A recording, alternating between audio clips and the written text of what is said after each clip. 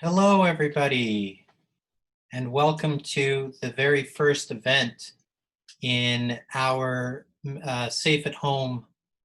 Well, I guess the province of Manitoba Safe at Home Better Book Club series. It's an 8-week series that begins tonight, and you guys are in for a real treat because tonight really does kick off with a bang.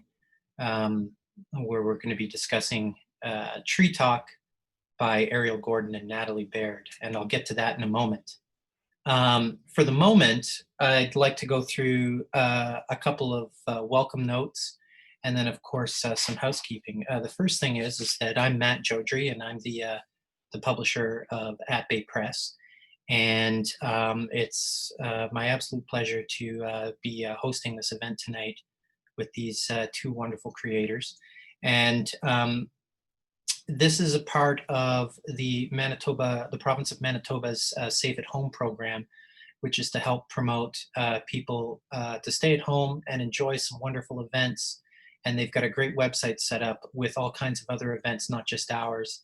And we also have, like I said, after tonight, 7 other events that will take us right through January and February, which is a wonderful thing.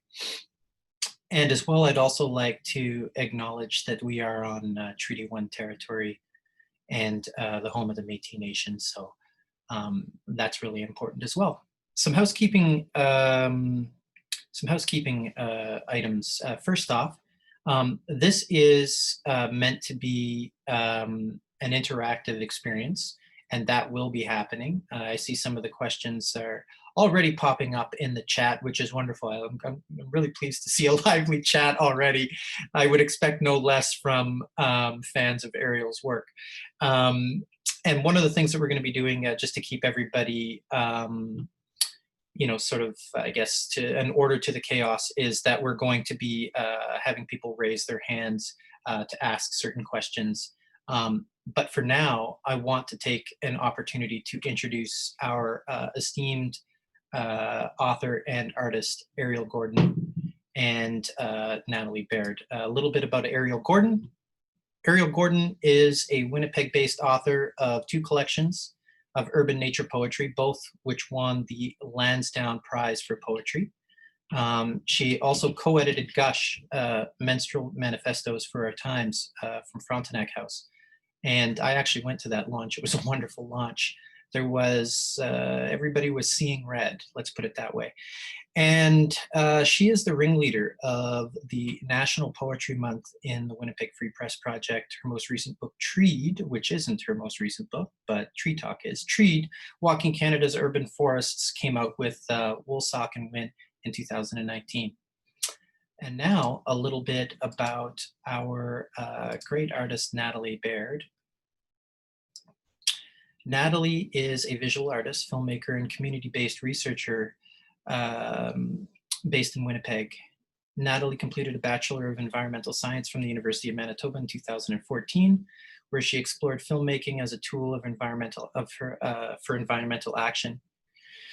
Natalie has collaborated on this project with Ariel and done some fantastic illustrations that have been included in the book, and you're going to see some of that tonight.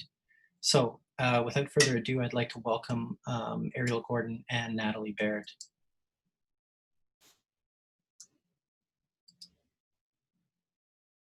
Hello, everyone. Hello. I'm oddly flushed. You can comment on it now if you want.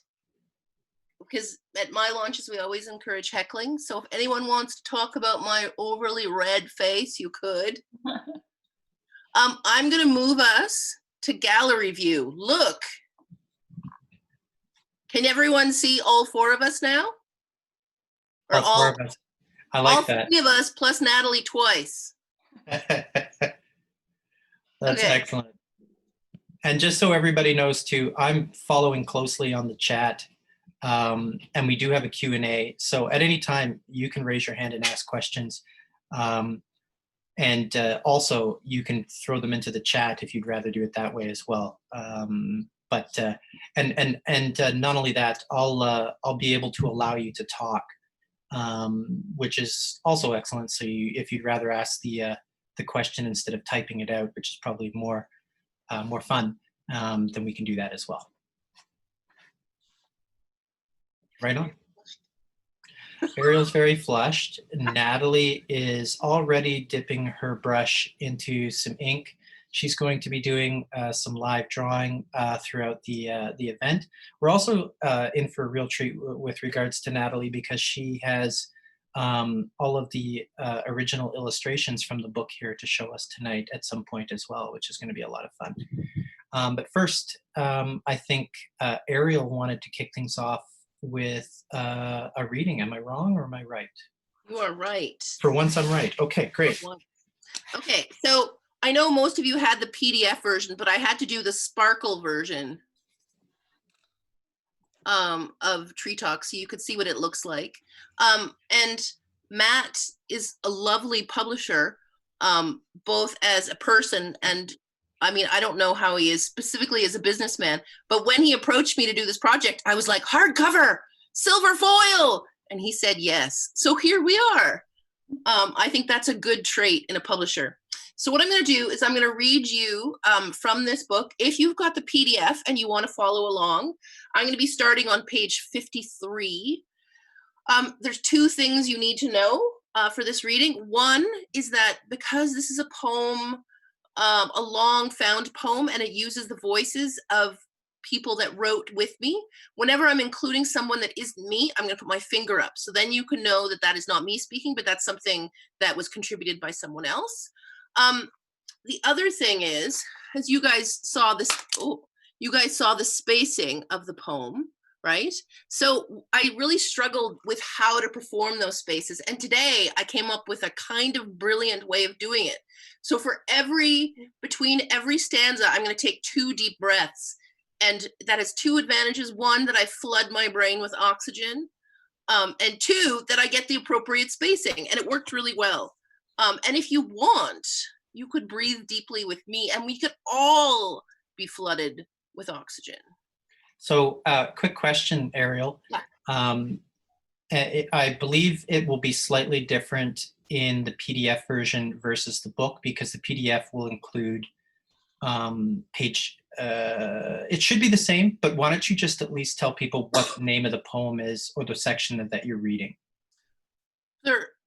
It's a long poem, so I'm starting with on the beginning of the second day.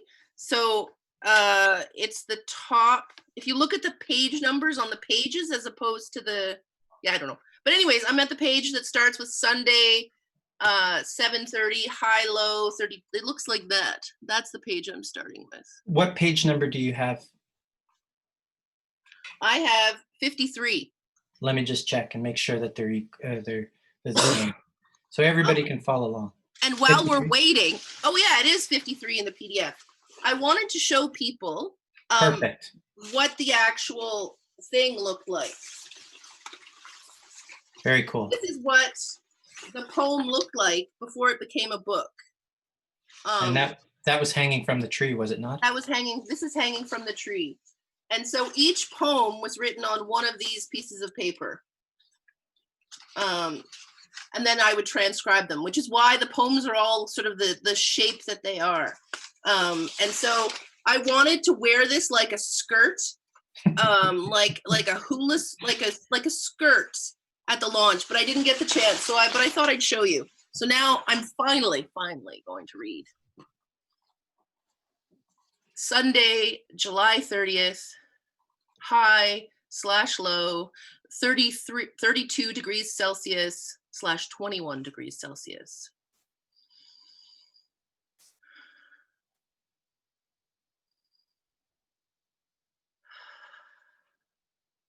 Garage sale sign appears overnight, taped to the tree. 1 million slightly used leaves for sale.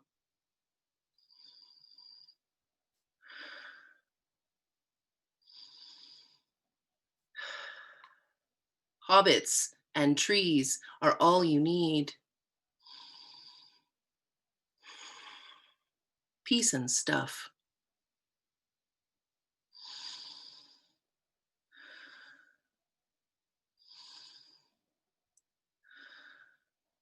The street quiets. Patio talk, the creak of doors, the sun moving across the table. A coffee here, a loaf of bread there.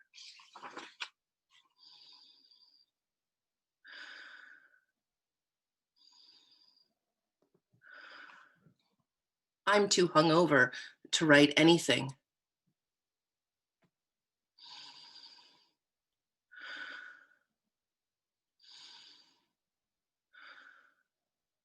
An old man with sky blue baseball jersey above and bright white knee socks below. His knees knobby, his skin the color of a melted candle, waits at the bus stop.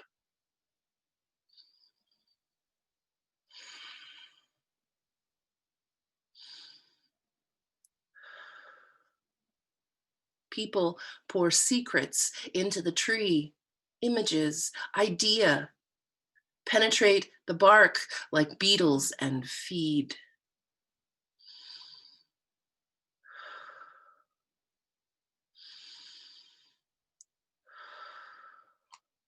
If you want to be remembered for something you do, you will be well advised to do it under an elm, a great elm, because such a tree a great elm, for such a tree outlives the generations of men. Donald Culross Peaty.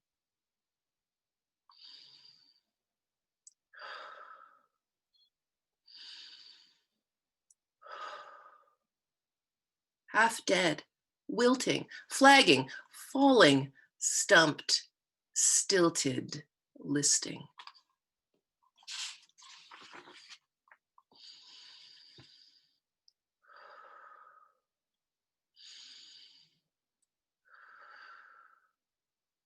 Across the street, a man with a bare chest, white and hairy, with a red face, flexes his muscles like he's a Sunday strongman. He turns slowly, like he's on a cake, preening in the window.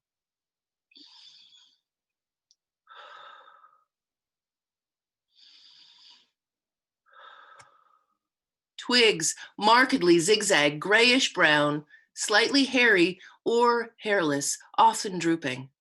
Plants of the western boreal forest.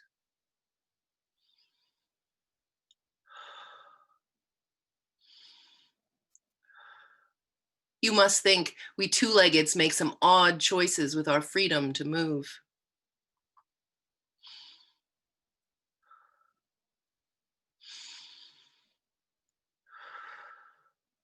The pale man stares out at the strong man. He barely moves in his lukewarm bathtub of shade. The afternoon is indifferent, but the patio dwellers giggle.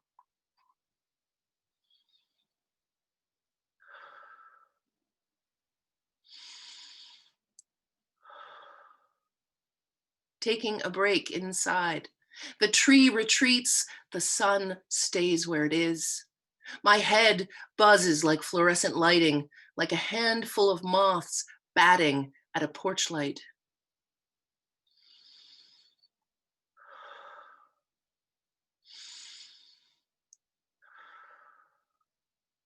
A rattling skateboard, a suitcase, a fast walker, all in black, crows.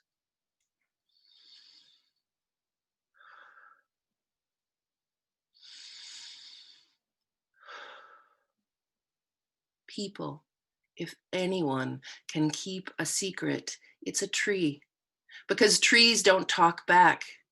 Confess.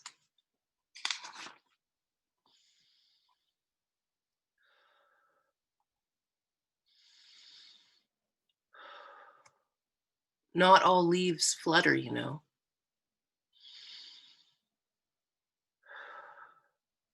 Scraggly Wolseley tree, trying not to be naked on the slowly gentrifying street. How many drunks have you seen marching down Sherbrooke in your lifetime?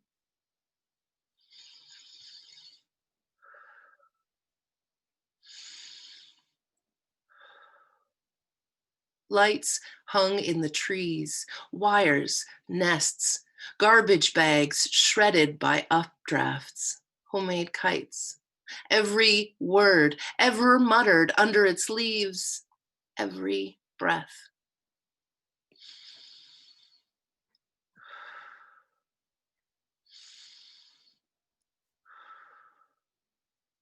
I am in leaf. I am sugaring. My skin itchy with sun, my fingers curled around a pencil. I have learned how to breathe exhaust. I am a filter feeder.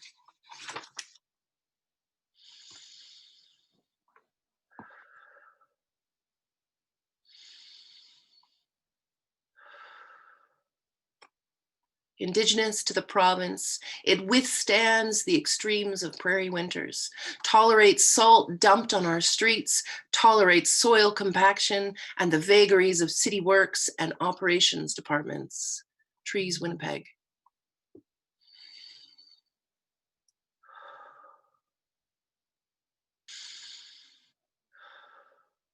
How do you understand street trees?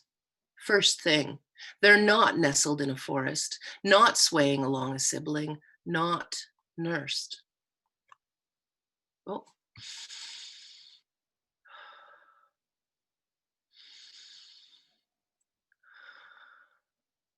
Sitting on the patio, knees touching, bare boned, a tree instead of an awning.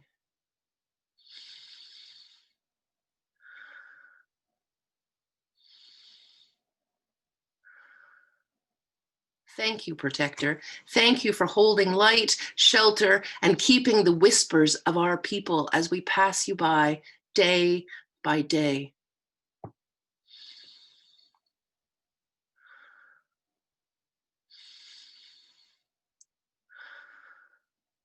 A pair of miniature Doberman decide to pick a fight with a dog across the street.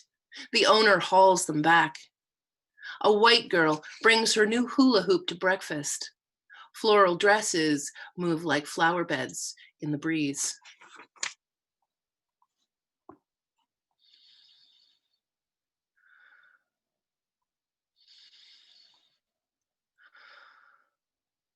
I am making an entire wedding's worth of confetti, but very, very slowly.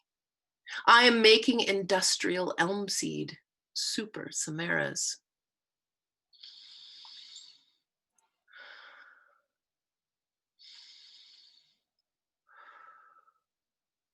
Debarked, unearthed, canopied. Out of your tree, tree shrugger.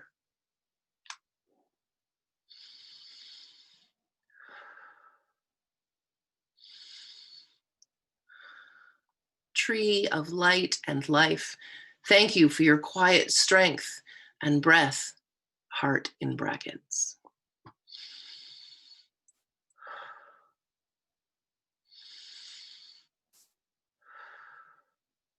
The lights change. The light swerves around corners, spills over tables. The light, dappled, glaring, high noon.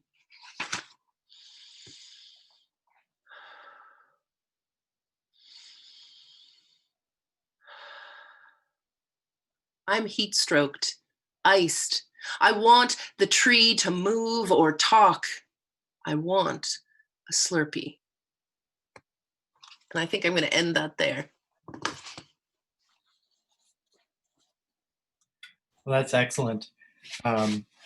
It's very calming to hear you read, and the breathing helped a lot too. I kind of wanted it to feel like what it felt like actually writing them and sitting behind that table, right? And there'd be all this time in between each one because you That's can right. gallop through the poem if you want. But I don't know, having the spaces and then justifying the spaces by slowing down my own reading kind of felt right, I guess. Mm-hmm. What was it like when you had um, you had the strings dangling from the the the trunk of the tree? And what was it like when you discovered that somebody had written something and then seeing another person write something. Was that Well, like exciting? I actually sat at a table outside the Tallest Poppy restaurant on the patio and invited people. So I saw every poem that went up on the tree. So it wasn't a secret process. I had to actually convince people to write poems to add to the tree. Excuse me, I just need some water. The only thing that was actually a surprise was overnight someone taped a garage sale sign to the tree. And then for a while we started attaching poems to the garage sale sign. And then the person came back and wanted their garage sale sign. So I had to do a transplant. It was like transplanting seedlings, except less glamorous and less soil. This might be a little bit too metaphysical or something to ask, but do you believe that the tree maybe sensed that something was going on, that there was this sort of event happening in its and it was the center of the attention? Do you have that? I mean, maybe that's a little too like I said, but Well, the time scale of trees is different than it is for humans, but they do respond to threats and stresses um, by generating these volatile chemicals. So that's how they might warn their neighbors about particular pests. So I don't know if the tree perceived me as a pest or not. If it released more of those chemicals while we were sitting there. Um, I don't know. I I know some people feel like, they hug trees and they're in communication with trees. Mhm. Um, I have spent a fair amount of time with my forehead on trees and around trees and touching trees, but I don't know if I feel like I'm communicating directly with them. And Mhm. maybe if I did, I wouldn't have written this poem, Right, right? Like this poem is my address to the tree. right. So I don't know. I'd be curious about people in the chat if they feel like they can communicate with trees or directly or indirectly or in some way, like with that more than human. Well, Um, let's put it out to them then. If anybody yeah, has any comments with regards to that, you can type your message or you can raise your hand and I can unmute you and let you ask Ariel directly. yeah, In the meantime, Ariel, Marjolaine has said that it's made a comment. It's much like my meditations, giving to the tree, then receiving that back and forth dance of life, the intimacy between human and tree. Love the breathing, Ariel. And yeah. So I think there was intimacy there, and I tried to pay attention to the tree and be present with the tree. mhm. Um, and I guess that's as much. Yeah, yeah. I mean, I did this because I wanted to have an excuse to spend 16 hours with one tree and a lot of chicken and waffles well, at the Tallest Poppy. well, that's just it, right? And I think that I've witnessed, that horrible neon orange dot land on a number of the trees, and I've actually seen people, leave their house and go out and sort of touch the tree for the final time before the city comes and, fells the tree. And it's a real almost community experience. It's like seeing a house topple over, or you know what I mean. It's like that space just opens up, of course, in the canopy. And Yeah. you had mentioned too that due to the Dutch elm disease, a lot of it isn't actually happening so much because of the insects. It's because it's being transferred through the roots. Yeah, it's both. Trees that are next to each other can transmit Dutch elm through the roots.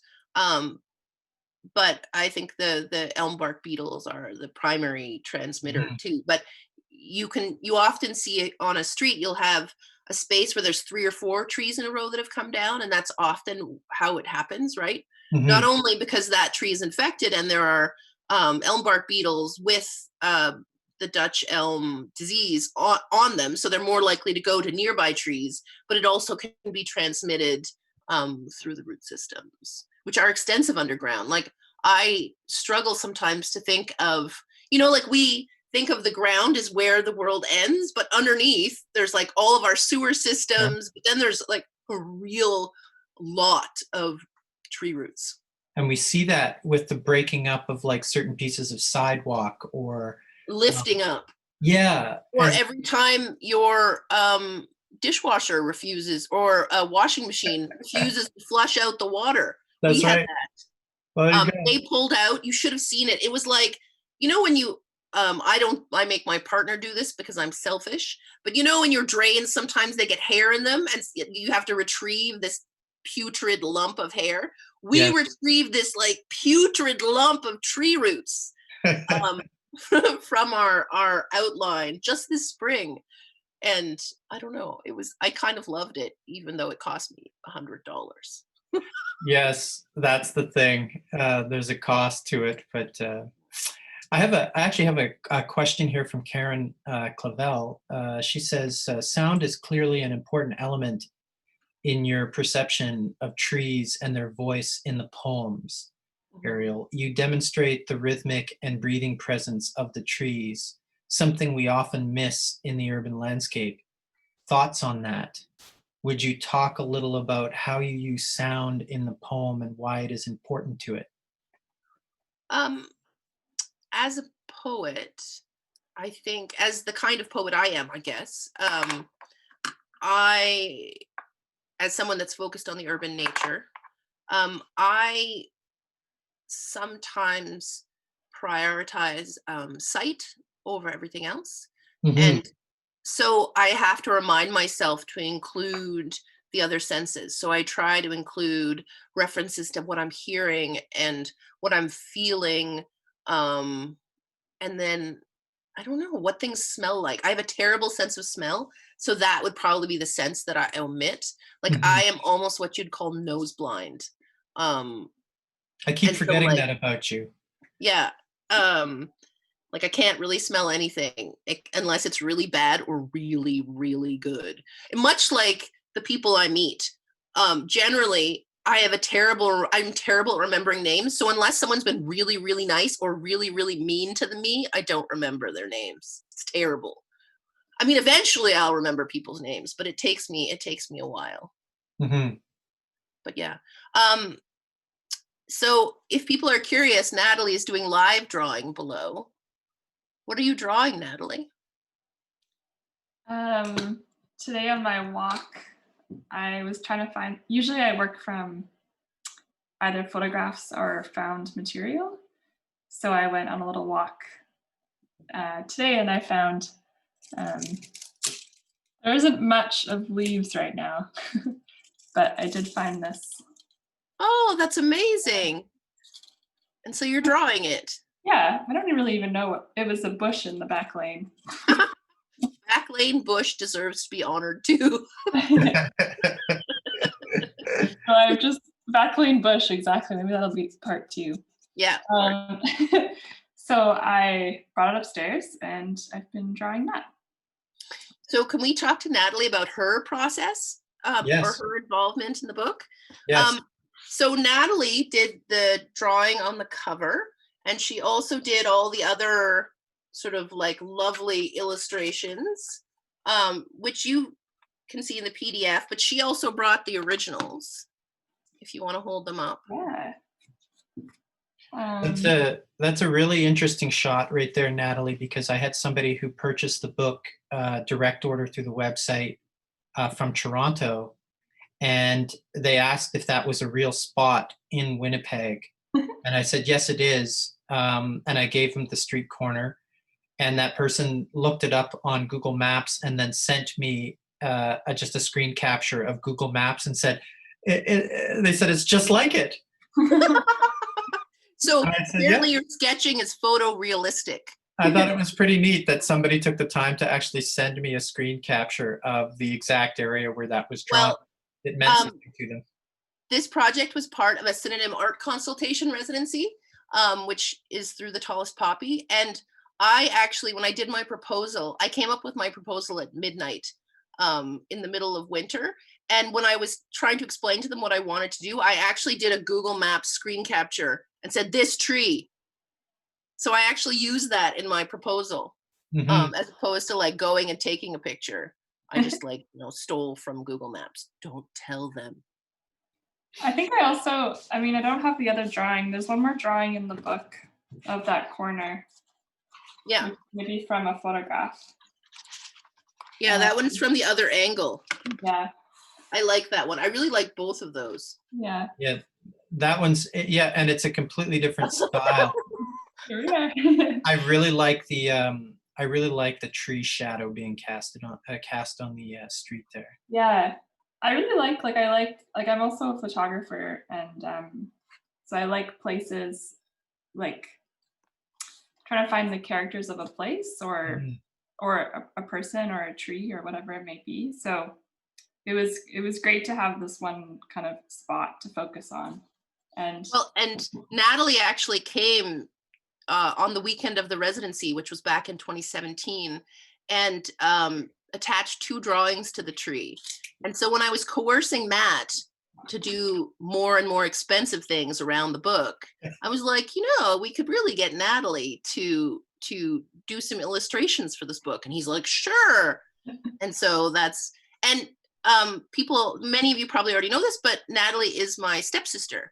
And we have had these like sort of independent art practices. And we sort of wanted to figure out a way to sort of collaborate a bit. So this is the first, well, technically second collaboration, because the first was those notebooks we pushed back and forth. Yeah. But this was really fun. Yeah. Don't forget the pandemic papers as well. Well, that's what I mean. The pandemic papers was our collaboration number 3, and it is still going on. That's I have right. some over there. But yeah, usually I just draw on. Oh yeah, that's another one. I call them drawings because they're with ink on paper, but I do use a paintbrush. But they're quite illustrative. So that's on the other side of another photo of another one. Yeah. Conserving paper. I mean, the inside scoop is I'm pretty sure I did these on the plane from Ottawa to Iqaluit like a few years ago. It was a very busy time in my life, and I was like, the plane is the time. There's a 3-hour plane ride. There's no TVs when I'm gonna actually get all these drawings done. So paper was finite. Yes. I also really like using. I have a brush pen that just has ink in it, but has a bit of a different quality. It's more. Oh, so that's a completely different thing that you've used. You've used the brush pen on that one? It's more opaque, and it comes with cartridges. I feel like nice right now. Are you using India ink tonight? Is that what's in the? Comes in bulk. Yeah. And then I also like doing ink washes. So it was an interesting experiment to try to work with Matt and Ariel to figure out how to translate the tones in the drawings to the book, but it worked super well with the sepia color. And then also that was going to be my next question, was like what that was like for you, because we were taking it from that half tone to. So Natalie, hold up that one again, that other page, and I'll hold up what the brown version looks like. Yeah, that's great. So it's very like I was really happy with how it turned out. Yeah. It's almost the representation is perfect. The contrast might be, I think it looks a little lighter on the sepia tone. Which I think that's one of the trade-offs. It softens it a bit, right? Yeah. Ariel and I always have these makeshift containers for our work together. Fujicolor film. An old photo box. Yeah, that one. My partner is a photographer who used to have, when I met him, he had a dark room in his bathroom. And so that was one of his boxes that he has let me use. And once when I was young and foolish, I submitted a manuscript in a photo box and then never got it back. I was punished. I actually lost my submission. And so since doing this book, we've been working on this project also with Matt called Pandemic Papers, which I think a few of you know about. where we take turns drawing and writing and then exchange the works. And then the writing and the drawing is together. So Mhm. these are just kind of similarly on a piece of paper, donated paper, Mhm. and then just drawn even with little typos or corrections. That's You that's would what I show loved the about one with the typo. But that's what Um, I loved about it. I loved the aspect that it really was one take, yeah, right? Um, it was more about the arrangement and more about compiling these and the actual sort of combination of them together in the end, as opposed to trying to make them perfect like you do with, Mhm. say, a trade book. Yeah, and what I liked about that one is that we each had an equal part in each page, Mhm. whereas Tree Talk, we have what, 8 or 10 of her illustrations, but the bulk of the pages are just text. And so I appreciate, I don't know, like, and for me around spacing, I'm trying to find one of the pages with a leaf on it. Like, I love how this leaf sprawls across the page and kind of like impacts the poetry. Mhm. That made me so happy. Yeah. Um, Yeah, what's great about it too, from a technical perspective, is that our designer Matt Stevens, when he's working on something like that, because a lot of people probably don't realize this, but there's magazine spreads and then there's book spreads, and book spreads have a limited gutter, whereas magazine spreads, you can open them right up to the very center point and see all of the printed matter. So Matt had to really play with making sure that the importance of the image is still captured and it's not lost in the gutter, which plays a big factor in the design, I think. Oh, Ariel, Dennis Cooley has a question for you. yes, I saw that. Ariel, how might you relate your vigil at the Lone Elm to the therapeutic forest walks that people do in Japan? Mhm. Yeah, which is called forest bathing, or shirin yoku, I believe is the Japanese term. I'm sure I mispronounced it, but um, that actually, it's very similar in some ways, because you can do a forest bathing walk and only walk 100 meters, right? Because you stop at all these various points and you do these sort of meditative exercises Mhm. um, to try and ground yourself in the landscape.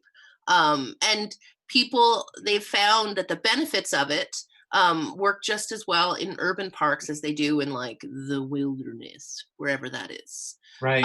So you could sit under a park bench in like a green space near your office and sort of use those sort of forest bathing techniques, which are really interestingly very close to creative writing techniques.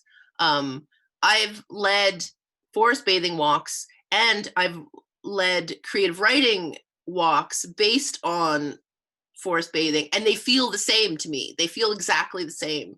And so they're very similar. They're called invitations when you ask someone to do that. So one of the most common invitations that I've really taken into my writing practice is, tell me about your favorite tree. Mhm. So if people in the chat want to take up that invitation, you They could tell me should. about your Yeah. favorite tree. Yes, Um, please type in your favorite tree in the chat. and Or not write- species, not a species, not say, oh, I like willows. They're very woody. I want you to tell me about a particular tree, right? Right. Like the That tree you've that had you a love connection with. specifically, the Yeah. individual tree. Mhm. I can tell you about mine. I have probably several favorites, but the one that I return to and that I wrote about in my other book, Treed, um, was the crabapple tree in my childhood home, in the front yard of our childhood home. And it kind of overhung our dining room window. Mhm. And it was kind of an ugly, weird, gnarled tree for like 9 months of the year, or 10 months of the year. But when in the spring it bloomed, it was like the most ridiculous, like pink and fuchsia and white. And it was like a cloud that gets sunshot by a really vivid sunset. Mhm. Like it was ridiculous. And we'd be, this is before the age when when everybody had a camera all the time, and we'd be sitting having dinner. We'd look out the window and people would be standing on the sidewalk taking pictures of our tree just like staring at it like maniacs. And so my childhood home was for sale recently, and my sister let me know, and so I decided to go and pose as a potential buyer, because people do that, To do a apparently. walkthrough. Yeah, I did a walkthrough, and Nice. but I was like, I walked up, and of course, the apple tree had just been cut down. Oh no. I was like, oh, apple, oh, but apple trees are more short-lived than other trees. Like they're usually like 30 some odd years, right? And so that tree didn't owe anyone anything. So I still was sad. I still wanted to see it. I was nostalgic for a tree. It's terrible.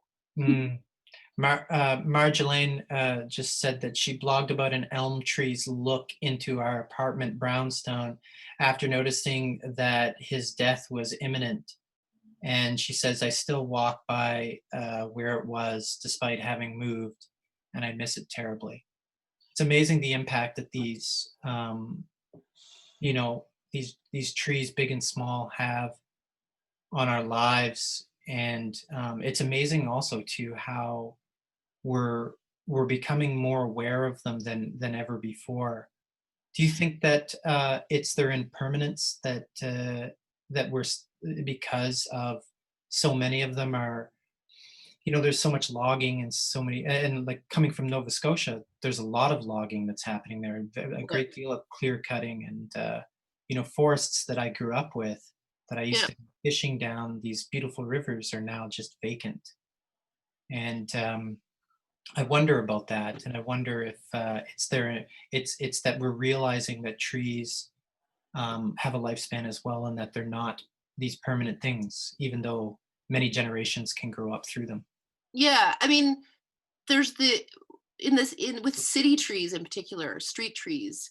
Part of the reason that so many of them are coming down is for a bunch of reasons. Like Dutch elm is gaining a foothold, climate change is affecting how invasive pests come to Winnipeg, and what success they have. But partly it's because the trees are more than 100 years old. So Right. we've inherited these trees that are sort of at the end of their lifespan, or close to the end.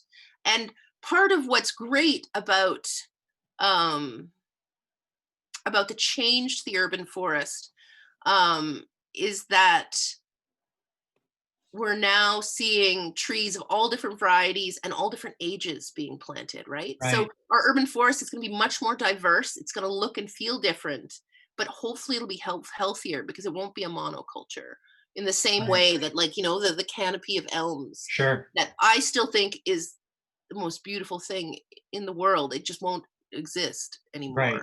And that's good and bad. But partly why I wrote this book and why I wrote Treat is that I kind of wanted to document the urban forest as it was before it vanished or changed. I'm not going to say vanished because that's a very stark word. I'm going to say changed. Yes. I wonder what it would have been like, though, to have been there when they first planted them all, Yeah. right? I actually found a picture of my house that from 1912 or 19, I think it was actually our house was built in 1912. The tree was probably planted right immediately after, and then the picture was taken in 1914. So like, and what I loved is that there was junk in the front yard of the house that's mine now, because that's about right. I have junk currently on the porch of my old house, but the tree they usually plant trees that are about 5 years old. Like they're not newborn little tiny seedlings. They're, Yes. couple of feet tall. So, like, it's interesting. I can date my tree, but my tree is old. If it was planted in 1912 or 1913 and was already 5 years old, like that's an old tree.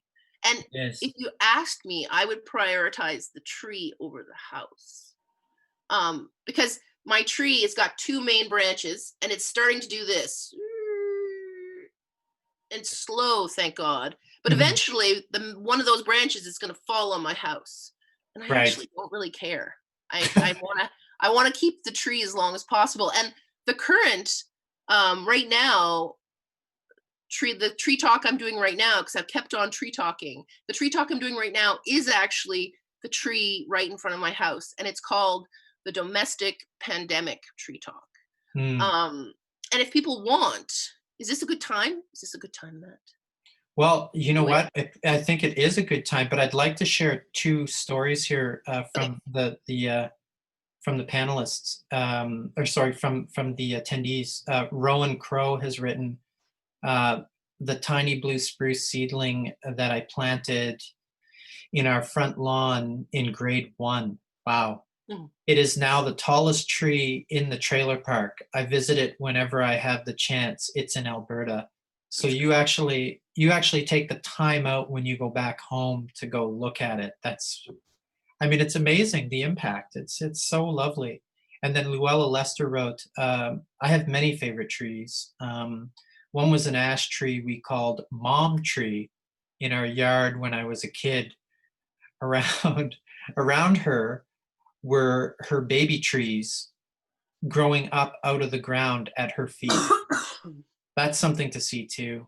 Mhm. That's really, there's a lot of other ones in here too. Oh, they're so great. I'm just Yeah. reading them now. Yeah, Annie Dealey wrote the riverbank tree I used to climb and rest in when I was 11. You know, I have, Annie, that's funny that you mentioned that because I have so many memories, you know, with my brother and friends climbing trees. And I can specifically remember you've just sort of like provoked that memory in my head of a number of different great trees, you know, just climbing them. Or also, you know, when the snow falls on like the branches of, say, like a silver spruce, and you make a little fort underneath them, and there's that it's almost like an umbrella or a dress that Mhm. comes down. I love that too. But yeah, maybe Ariel, this is the right time for you to. Well, I hope we're on the same page. Were you going to show your video? I am. Okay, We have a everybody, small you're in. smoke alarm. We have a smoke alarm going off downstairs. So hopefully my partner is dealing with that.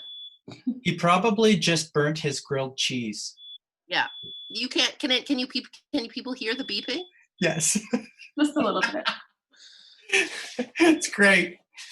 Ariel, you must finish the event before you vacate the house. So Yes, I will do that before in flames. I will continue.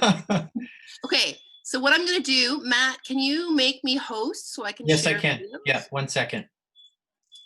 Let's do What that. we're going to do is I'm going to show you a video of the Domestic Pandemic Tree Talk tree. You are now the host.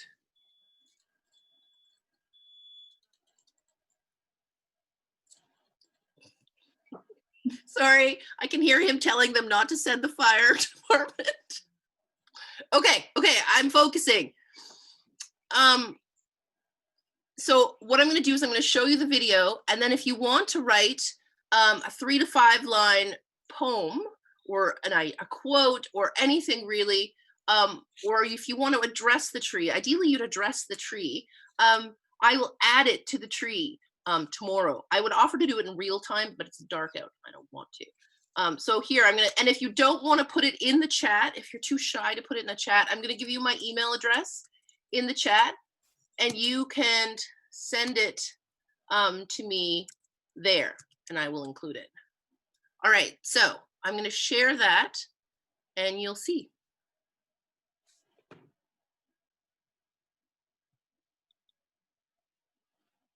Okay.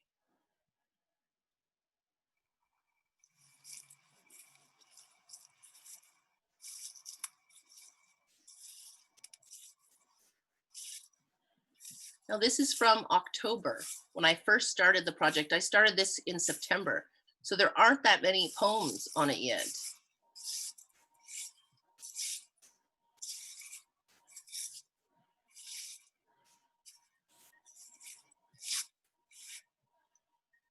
That's a tree I called the Widowmaker because it will eventually drop that one weird limb and take out a car.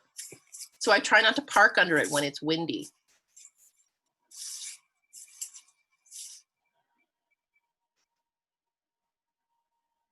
Oh, all right. So now I'm going to show you what it looks like now?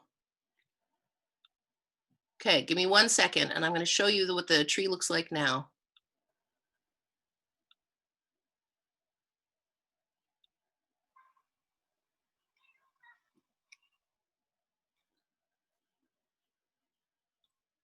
Oops. Give me 1 second. There.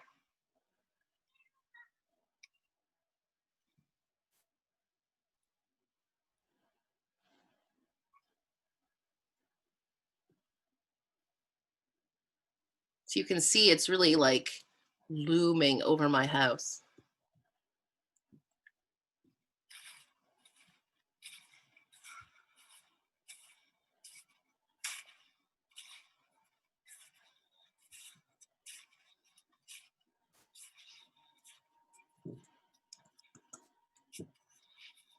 My favorite thing about doing this is you can see how the wind has created what I call wind macrame, and it kind of twines the poems together.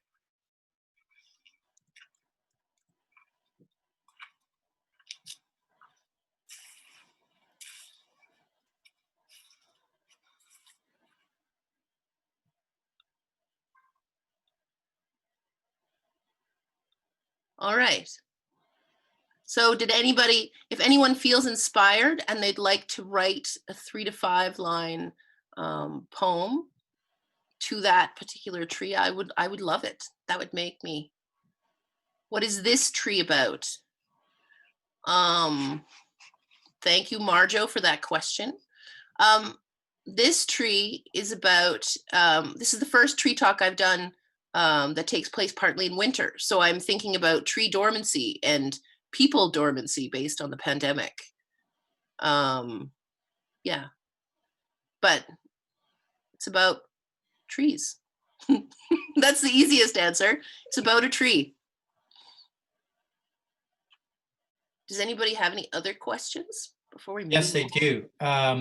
Marjolaine also wrote, my good friend Ralph Markham told me that the Dutch elms in Winnipeg were a gift from his father-in-law. Do you know anything about this? Oh, let me see. That's in the Q&A.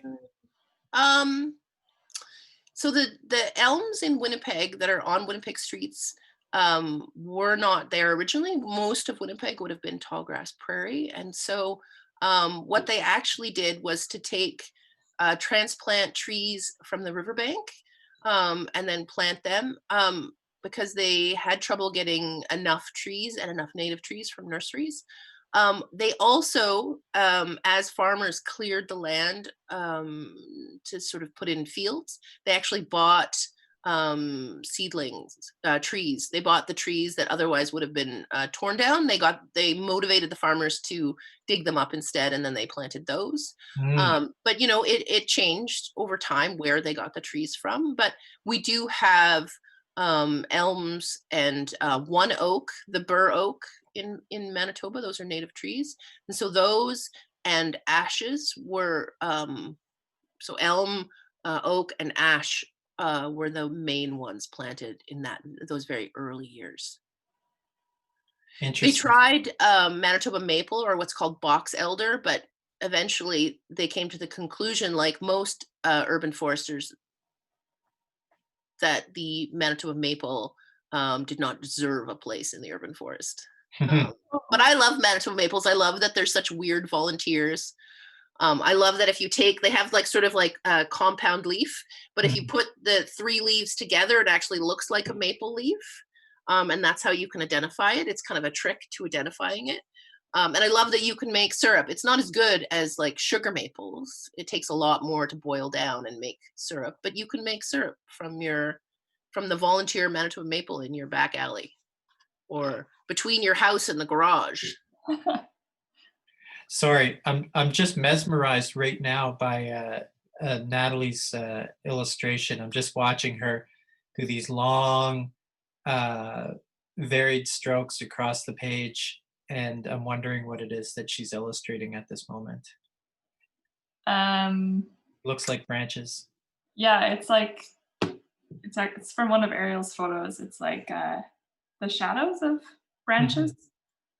It looks like Maybe, oh, you probably say where it's from. No, no, you didn't. December 8th. Where were you? Were you looking at my Instagram? Yes, I was. It's probably in front of my house. So, It might be Windy Ridge. It's like a park. Mm. Well, I can let you know later where that is. Yeah. Now, does anybody Wonderful. have any other questions from the chat? I don't Anything see, that does anybody have? We're just getting to the very end or close to the end, but is there Yeah. anyone that actually wants to read a favorite passage? I'd asked that earlier. Yes. Is there anybody who wants to read a certain passage from the book? I'd certainly be able to, or I guess Ariel, you're still the host, so you could allow somebody to. It was all a ploy to make myself host. Oh, Joanne has a question. Joanne Yeah. F. What prompted all the secrets and confessions in TreeTalk? Is that something that came about naturally, or did you encourage people to confess? I did encourage people to confess, because a lot of times people were unsure what to write, and they were nervous about writing something that was worthy or that felt or looked like a poem. And so I said, well, you'll be posting anonymously, you don't have to write your name. I'm not going to read what you wrote after you hung it up. Like, I won't ever, I might not even see you again. Right. This being Winnipeg, that's unlikely, but you know what I mean. So I was like, if there's ever a good place to put a secret, it's a tree.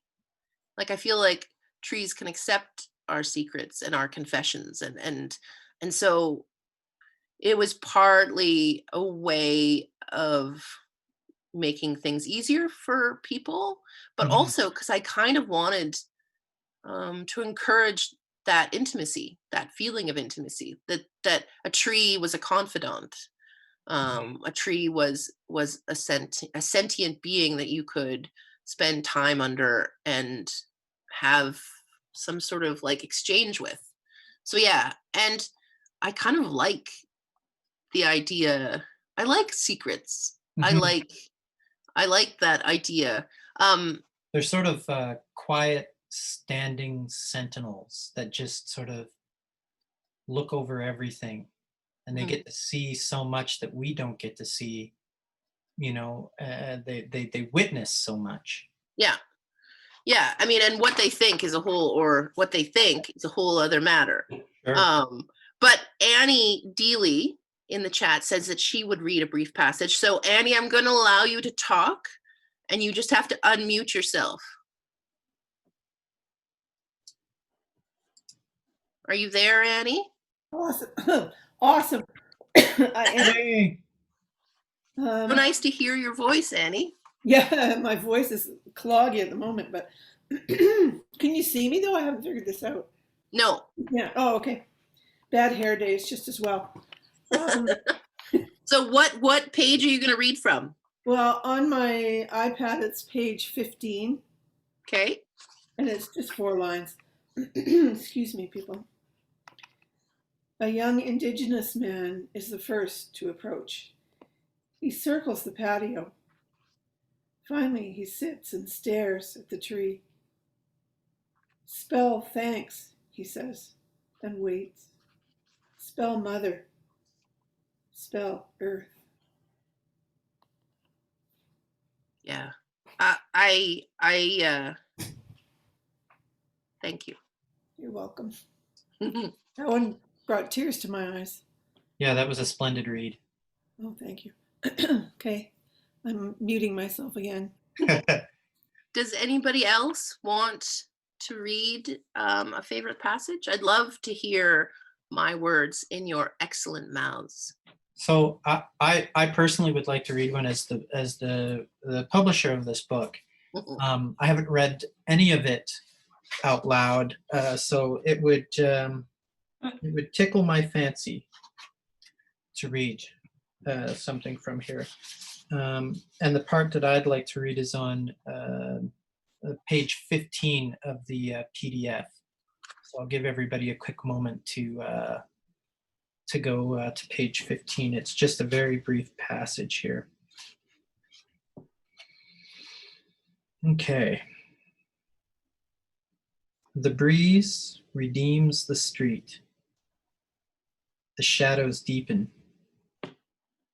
I can't get over people reaching up to refoliate the tree. People bending and thinking tree instead of morning, cream for my tea. I love that one. Mhm. That's because you're such a diehard tea drinker. Yes, yeah, but I love the wordplay, and there's something I find almost Zen-like, calming during that passage. That even though obviously there's a point in it where you talk about you can't get over the amount of people that are, the people that are reaching up to refoliate the tree. So there's obviously action that's happening in it as well, which I think is an interesting perspective, that people can be away from the scene of the action and still be observers, much like a tree. I'd like to read also Margot Morish's favorite tree.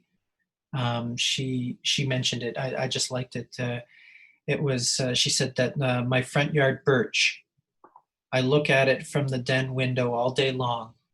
It is peeling and gnarly and and a squirrel run. My dad used to paint and draw birch trees, so many of them. I mean, there's so much that is there for her on that. Marjolaine also wants to know, Ariel, a few words on your elm. That's her poem for the that's her poem. Okay, that's wonderful, and she did it in French as well. Yeah, perfect. Does anybody have any questions for Natalie?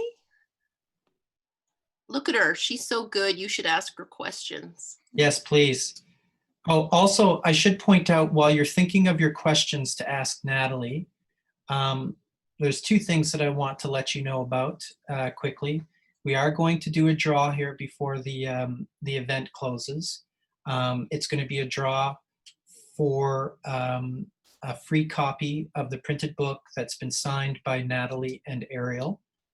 So we're going to draw from the attendees tonight, and I'll let you know who the winner is. And then also, Natalie has agreed to let one of the drawings go out the door tonight to one lucky winner as a draw that she's been working on during the live illustrations tonight. So we're going to have that in just a moment as well.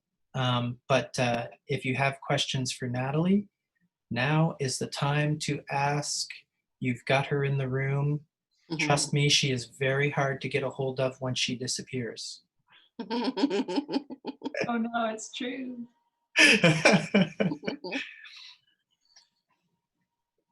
All right. Well, I think we've run out of questions. Yes, we have. Doesn't seem like there's any. It sounds like, Natalie, you've answered them all with your silence. Her drawing and her silence. Her drawing and her silence.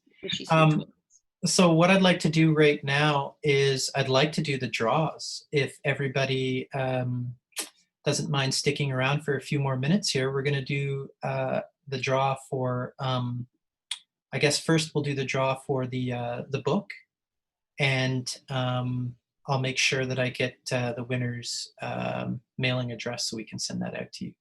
So we'll start with that. Let me just get all of my names here in my digital little hat that I've got going. And we will now do a random draw. Going to close my eyes. And we have landed on Linda Wilkins. Linda Wilkins, you are the lucky winner of the autographed book tonight. Congratulations, Linda Wilkins. Linda, if you don't mind, I'm going to type my email address in the chat. And if you could please send me your complete mailing address, I will be sure to send you out the book in the mail tomorrow.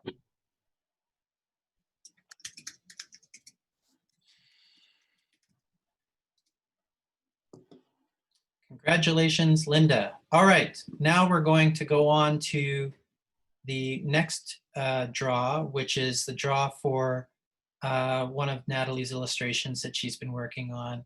Oh, wait, we've got a raised hand from Karen Clavel. Let's see if... I'm going to let her talk because I'm still the host, which means I'm in Yes, charge. please do, and that'll give me a chance to reset my digital hat. Okay, Karen. Okay. Yeah, Ariel. I had a couple of lines I would like to read. Oh, do. What page? Page 6. Sorry, I Is didn't that- hear you. Page 6. Page 6. Okay. Yeah. People approach. People circle, checking things out. They sit and stare at the tree, their pens hovering over the paper. Confess.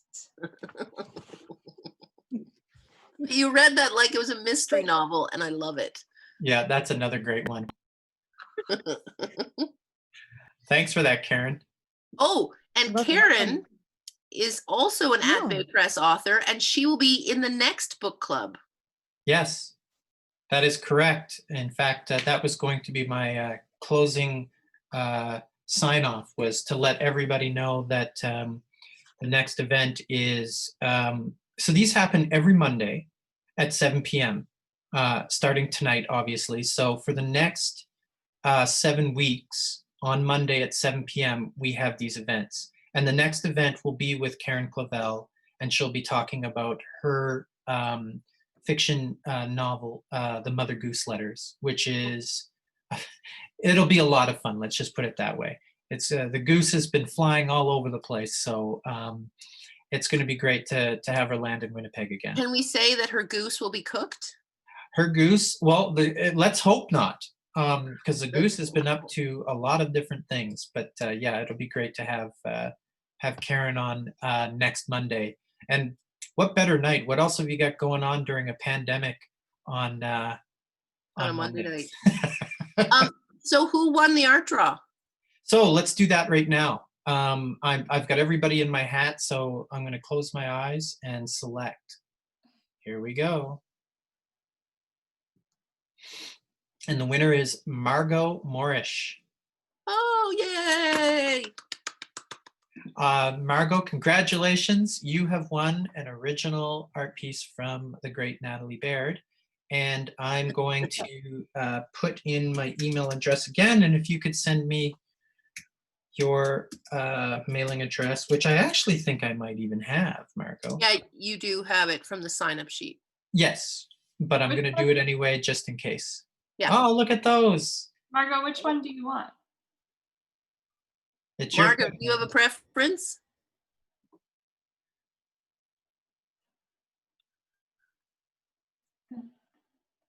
Karen, I unmuted you again.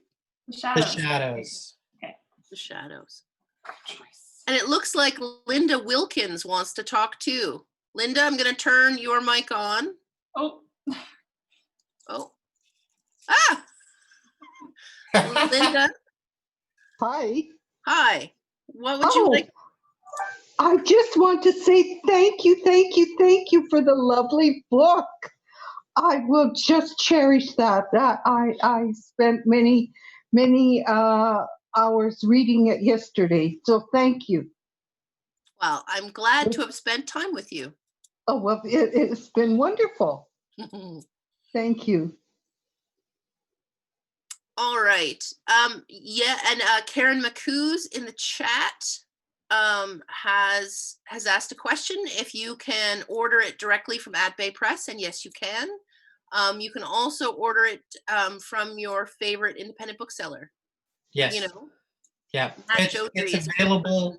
It's available at every bookstore or any online seller, but you can also order it directly from us, and we'll ship it out the next day to you. So, especially if you'd like to get your copy a little quicker, we're pretty quick at it, so we're pretty good. Yeah. All right. Do we want to say that the formal part of this evening is finished? It is, If yeah. people want to stick around and chat, I can stick around for a little while longer because I like all of you. But I could say that. Oh, Natalie's officially putting down her paintbrush. Yeah. I'm done. I will say this just before everybody takes off, the last of the attendees. If you visit our website at baypress.com and you click on the events tab on our website, you can find out about all the other events and how to sign up. So that's, and I'll actually type that into the chat so you can grab the link directly. But yeah, no, this has been wonderful having everybody out. And I want to thank everybody for attending. And then as well, I want to thank Ariel and Natalie for taking the time to spend a Monday night with everybody and keep everybody safe. I'm hoping that everybody is staying safe out there and looking after their loved ones. And I really hope that 2021 is going to be a different year than 2020. I'm hoping that this sounds like there's lots of great progress on the horizon. So I'm glad that you're all able to attend this event, and thanks again for being a part of it. And thanks to Natalie and Ariel. Thanks to everyone, and thanks to Matt for making bad business choices so I can have a beautiful day. Well, we'll keep making them, so. But yeah, so thank you so much, everyone. It's been great to hear your voices and to read your chats. And I always like watching Natalie draw. Honestly, I should hire her to be my drawing cam girl. Mhm. That could be my job. Oh my God. It totally could. I bet you could make a killing. Wow, that's inspirational. Honestly, it's my favorite way to be. Yeah. Publicly drawing. Yeah. Oh, and I forgot to say too, we'll be this has been recorded live, so we'll put this recording up as well, so that you can share it with other people also and rewatch it if you'd like at any time. And yeah. And if you want, please send me a poem for my tree, or a confession, or a thought, or a quote. Well, I'll make sure that I also send you, Ariel. I'll make sure that I send you all of the chat. Yeah. The chat. All right. Thank you so much, everyone. If anyone wants to chat, I'm happy to stick around for a bit. Natalie, you're allowed to leave. You're released. Great job, Natalie. Thank you so much, Natalie. Thanks, everyone. So nice to spend this time together. Yes. Bye. Bye, Natalie. Bye.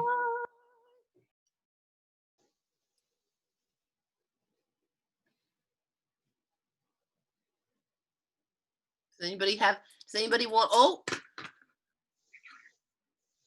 else have anything to say? We've still got 6 people. I was going to say, should I stop the recording and we can make? Yes, you should. You should stop Okay. it.